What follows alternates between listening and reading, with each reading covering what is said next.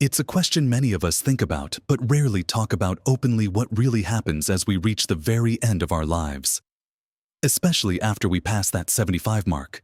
We tend to focus on staying active, staying healthy, and enjoying retirement. And all of that is wonderful and important. But there's a certain silence around the final chapter. The one leading to death itself. It can feel like a scary, unknown territory, a door we'd rather not look at, let alone open. And this silence, this lack of open conversation, can actually create a kind of unnecessary fear or anxiety, leaving us feeling unprepared for something that is, after all, a natural part of life. But what if knowing more about what to expect could actually lessen that fear? What if understanding some of the less discussed realities could empower you, helping you live your remaining years with more peace, intention, and confidence? There are things many people don't fully grasp about the period leading up to death when you're in your later 70s, 80s, and beyond. Call them hidden truths, if you like. Knowing these isn't about being morbid, it's about being ready, both practically and emotionally. In this video, we're going to gently explore 5 such truths about death after 75. Things every senior really should know.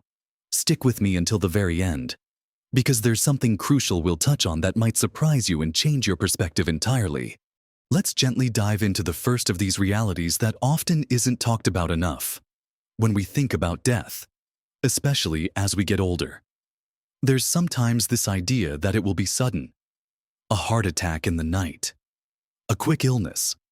And while that certainly happens for some, for many people, particularly after 75, the process is often much longer and more complex than they initially imagine.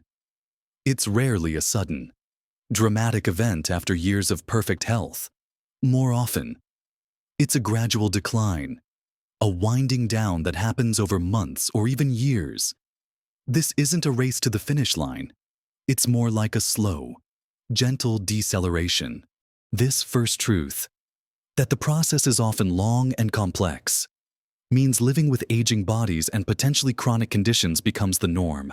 It's less about fighting off a single fatal illness and more about managing multiple, often intertwined health issues.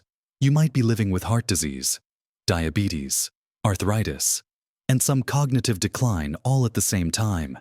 Each one might be manageable on its own, but together, they create a cumulative effect that gradually limits independence and function. It's like having several small leaks in a boat instead of one big hole. They all contribute to the boat slowly taking on water. Understanding this reality helps shift focus from simply avoiding death to living as well as possible within the context of ongoing health challenges. It means adapting. It means learning to live with pain or fatigue. It means accepting that some days will be better than others. It means adjusting your expectations of yourself and your body. For example, maybe you used to walk several miles a day, but now a walk around the block is a significant achievement. Recognizing that this is part of the process, rather than a personal failure, is incredibly freeing. It's about finding joy and meaning in what you can still do, celebrating the small victories, and being gentle with yourself on the harder days. This gradual nature also means that needing care and assistance becomes increasingly likely. For many, this is a difficult truth to accept. We value our independence so much, and the thought of relying on others, family, friends, or professional caregivers can be unsettling or even feel like a loss of dignity. But the reality is, as the body winds down, simple tasks like bathing, dressing, or preparing meals can become challenging or even impossible to do safely on your own. This isn't a sign of weakness. It's a natural consequence of aging and the physical changes that occur. Thinking about this possibility beforehand allows you to plan and make choices rather than being forced into decisions during a crisis. It opens up conversations with your family about what kind of support you might need and where you'd prefer to receive it. At home with help, in assisted living, or something else entirely. It also highlights the importance of building a strong support system now. nurturing relationships with family, friends, and neighbors who can be there for you when the time comes. Relying on others isn't a failure. It's a demonstration of our interconnectedness as human beings. Accepting help can actually strengthen bonds and allow you to preserve your energy for the things that truly matter to you. Consider Mary, who was fiercely independent her whole life. When her mobility started to decline in her late 80s due to severe arthritis, she initially resisted getting help. She struggled with bathing and dressing, putting herself at risk of falls. Her daughter was worried sick but didn't want to push too hard. It wasn't until Mary had a fall that required hospitalization that they had the difficult conversation.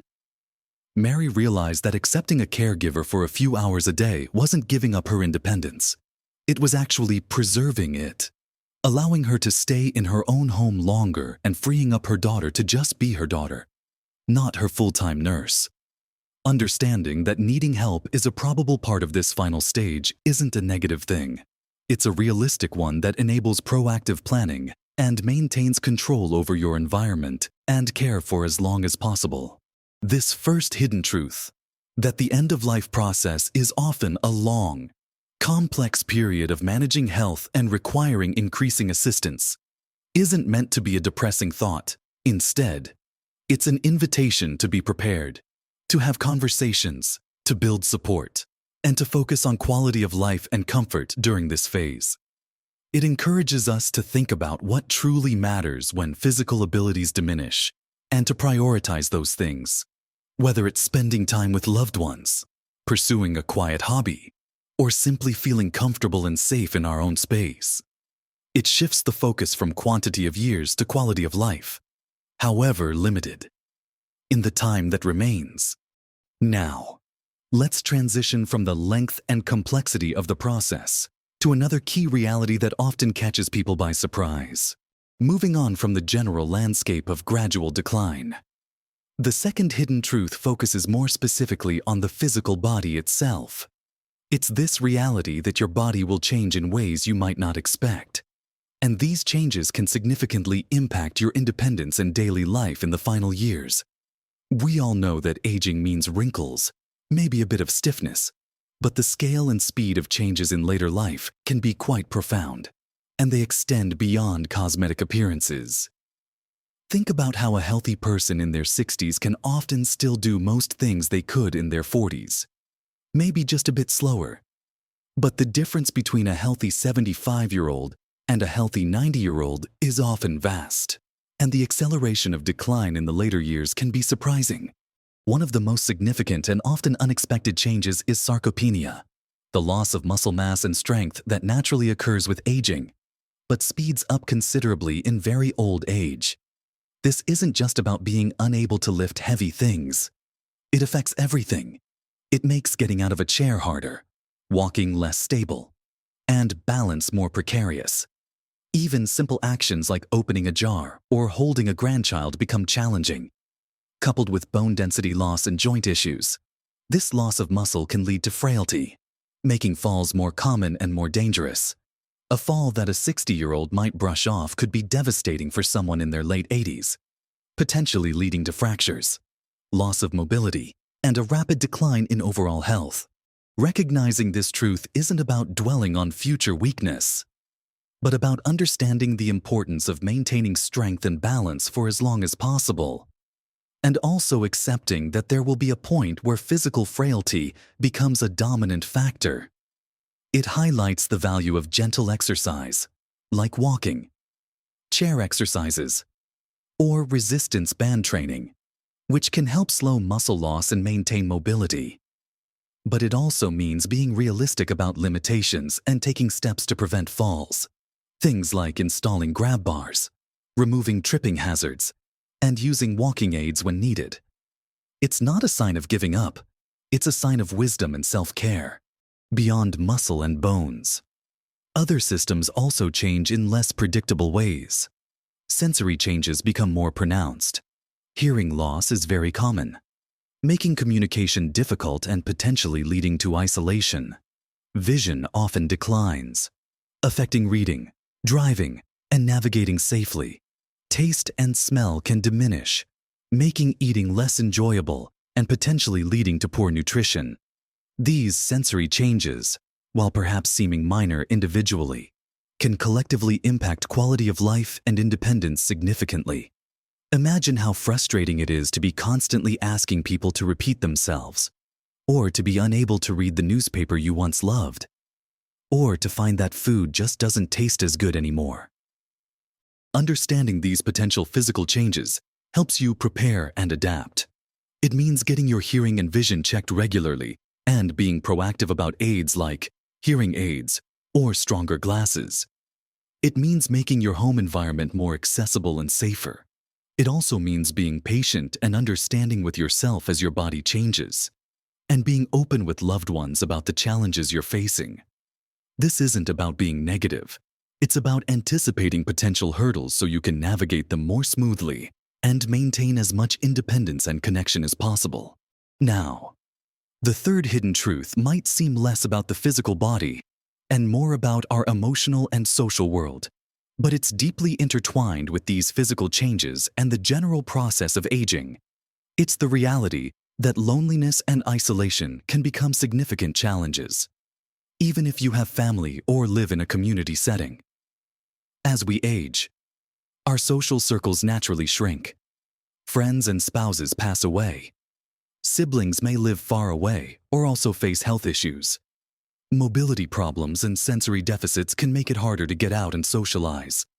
Even family, while loving, might be busy with their own lives, careers, and children. This isn't about anyone deliberately neglecting you. It's often a byproduct of life's natural progression. The world keeps moving, and the pace of life for younger generations can feel very different. You might find yourself with more time on your hands but fewer people to share it with, or fewer opportunities to engage in activities you once enjoyed.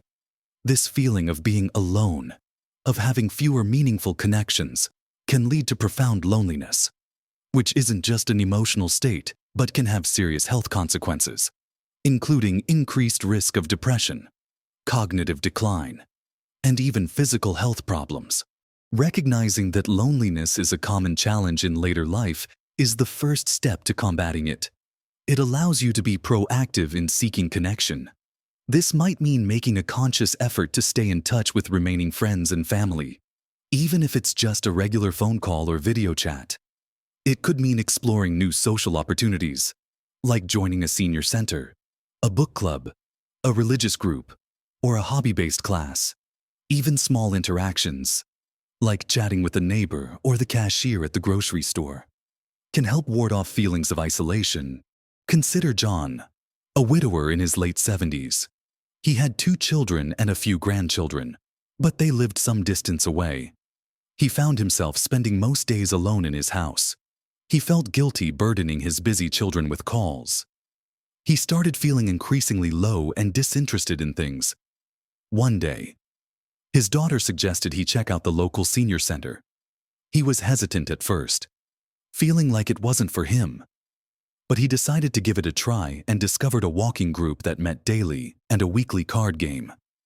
Slowly, he started making new connections, sharing stories, and having people to look forward to seeing. It didn't replace his late wife or his old friends, but it filled a significant void and brought back some joy and purpose to his days. This third truth about the potential for loneliness is a call to prioritize connection, to be intentional about seeking out social interactions, and to understand that it's okay to feel lonely sometimes, and it's okay to reach out for help or companionship. It's a reminder that human connection is vital throughout our lives, right up to the very end. Now that we've considered the process of aging, the physical changes, and the potential for loneliness, let's look at the fourth hidden truth, one that is perhaps the most empowering. Having explored the gradual nature of decline, the unexpected physical changes, and the challenge of loneliness, let's turn our attention to the fourth hidden truth, which is arguably one of the most important and empowering. You have far more power over your end-of-life experience than you might realize. In a world where it often feels like things are happening to you as you age, health problems appear, friends pass away, your body changes, it can be easy to feel like you're losing control. But when it comes to the end of your life, you actually have significant ability to shape what that experience looks like, both for yourself and for your loved ones. This power comes primarily through planning and communication. Many people avoid talking about death and dying, both with their families and with their doctors.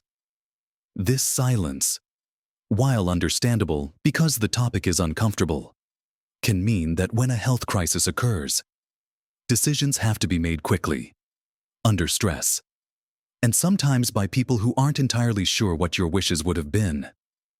This is where tools like advance directives, also known as living wills or healthcare power of attorney, become invaluable.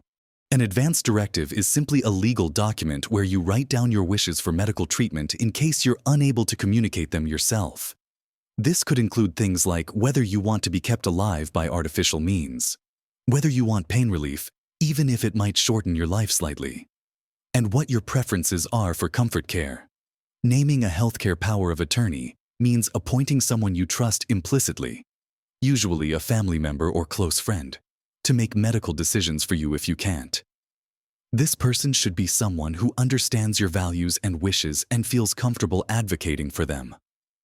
Even in difficult situations, having these documents in place isn't about giving up hope. It's about ensuring that your voice is heard even when you can't speak. It reduces the burden on your family, preventing them from having to guess what you would have wanted or disagree amongst themselves during an already painful time. It provides peace of mind, knowing that your end-of-life care will align with your personal values and priorities. Beyond formal legal documents, open and honest conversations with your loved ones are crucial. Talk about your fears, your hopes, and what's important to you in your final days. Do you want to be at home? Do you want visitors? Is there music you'd like played? Are there spiritual or religious rituals that are important? These conversations, though difficult, can strengthen bonds and ensure that your loved ones feel confident and supported in honoring your wishes when the time comes. They also provide an opportunity for emotional closure and expression of love. Another aspect of having power is understanding and utilizing palliative care and hospice care. These are not about giving up. They are about focusing on comfort and quality of life when a cure is no longer possible or desired. Palliative care can begin at any stage of a serious illness and focuses on relieving symptoms like pain, nausea, or shortness of breath, while also providing emotional and spiritual support to both the patient and their family.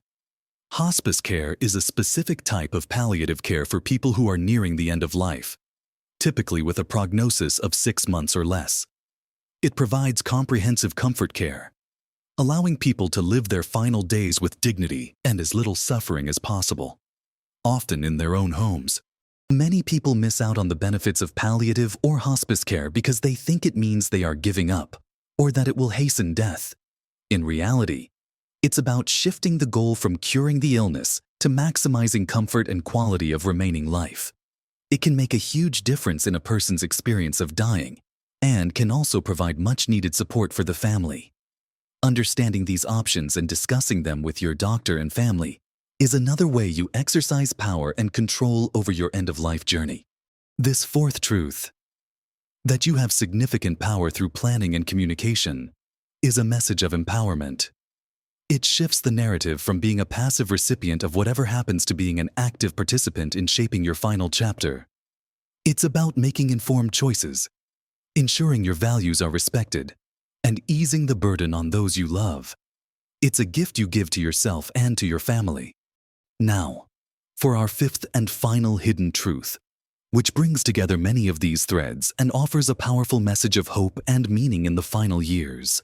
We've navigated the complex journey of aging, the unexpected physical changes, the potential for loneliness, and the significant power you hold in planning your end-of-life care. Now, let's gently arrive at the fifth and final hidden truth, one that ties everything together and offers a profound perspective on this stage of life. It's never too late to find peace, resolve regrets, and connect deeply with your purpose or find new meaning. There can be a misconception that the later years, especially after 75, are just about waiting, about managing decline until the very end. But this truth reminds us that this phase can be a period of profound personal growth, reflection, and connection, perhaps even more so than earlier in life. With the pressures of career and raising a family often behind you, there's an opportunity for introspection and focusing on what truly matters.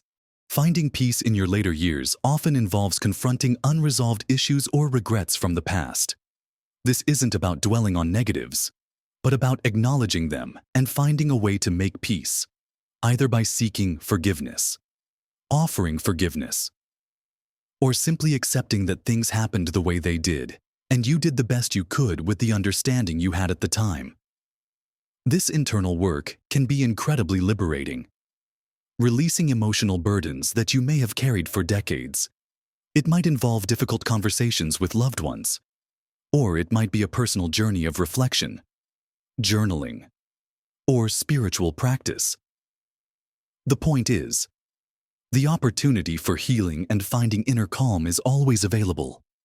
Regardless of age or physical condition, connecting with purpose or finding new meaning doesn't require grand gestures. It can be found in simple things. It might be in nurturing relationships with grandchildren, sharing your life experiences and wisdom.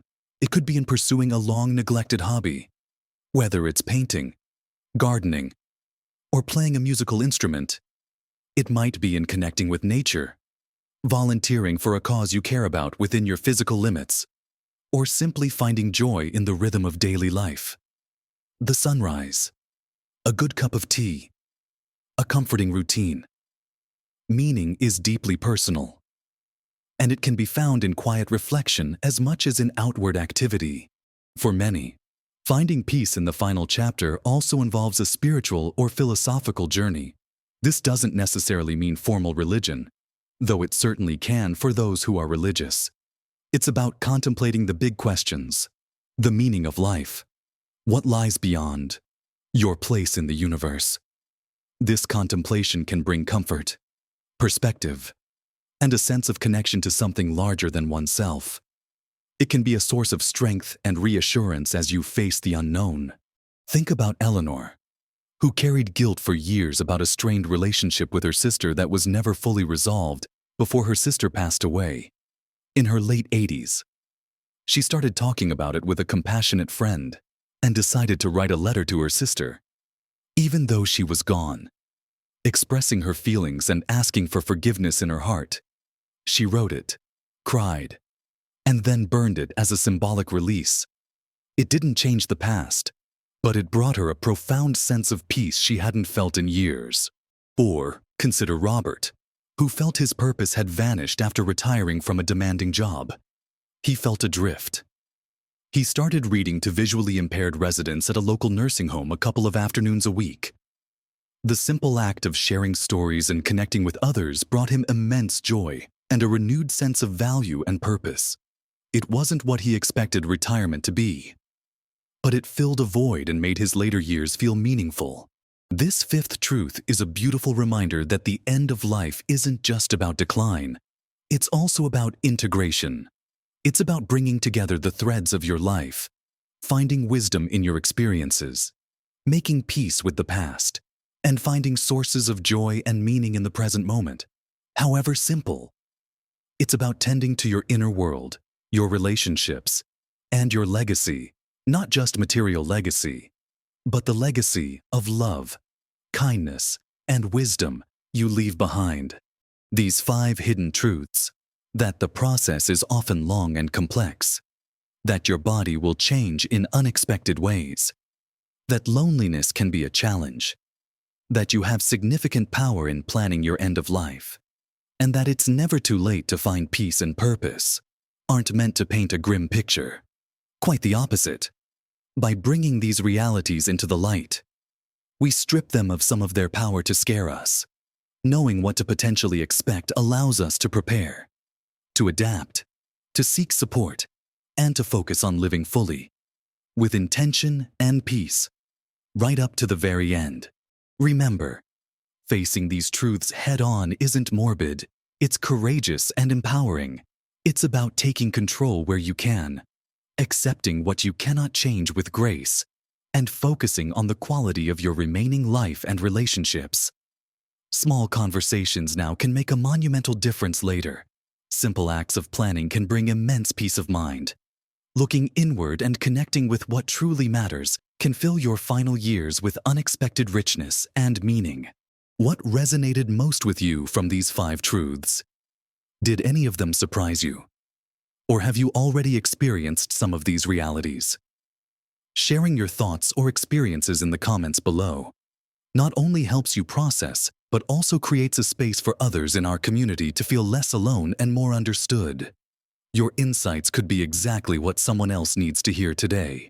If you found value in this conversation and felt that it helped shed some light on a topic often kept in the shadows, please give this video a thumbs up.